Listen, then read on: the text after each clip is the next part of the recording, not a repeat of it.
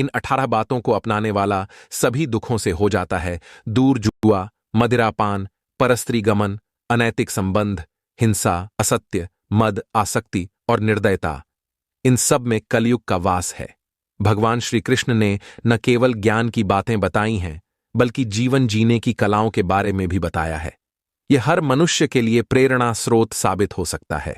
एक आनंद मनुष्य के भीतर ही निवास करता है, परंतु मनुष्य उसे स्त्री में, घर में और बाहरी सुखों में खोज रहा है। श्री कृष्ण कहते हैं कि भगवान उपासना केवल शरीर से ही नहीं, बल्कि मन से करनी चाहिए। भगवान का वंदन उन्हें प्रेम बंधन में बांधता है।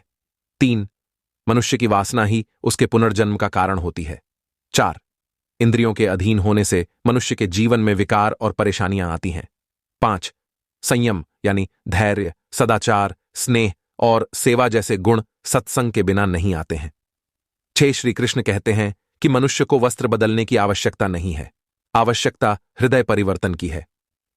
7, जवानी में जिसने ज्यादा पाप किए हैं उसे बुढ़ापे में नींद नहीं आती। 8, भगवान ने जिसे संपत्ति दी है उसे गाय अवश्य रखनी चाहिए। 9, जुआ, मदिरापान, परस्त्री गमन, अनैतिक संबंध, हिंसा, असत्य, मद, आसक्ति और निर्दयता, इन सब में कलियुग का वास है। 10, अधिकारी शिष्य को सद्गुरु, अच्छा गुरु अवश्य मिलता है। 11, श्री कृष्ण कहते हैं कि मनुष्य को अपने मन को बार बार समझाना चाहिए कि ईश्वर के सिवाय उसका कोई नहीं है। साथ ही यह विचार करना चाहिए कि उसका कोई नहीं है, साथ ही वह किसी का नहीं है।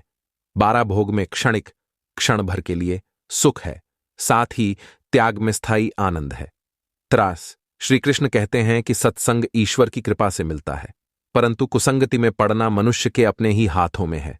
14, लोभ और ममता, किसी से अधिक लगाव, पाप के माता पिता हैं, साथ ही लोभ पाप का बाप है।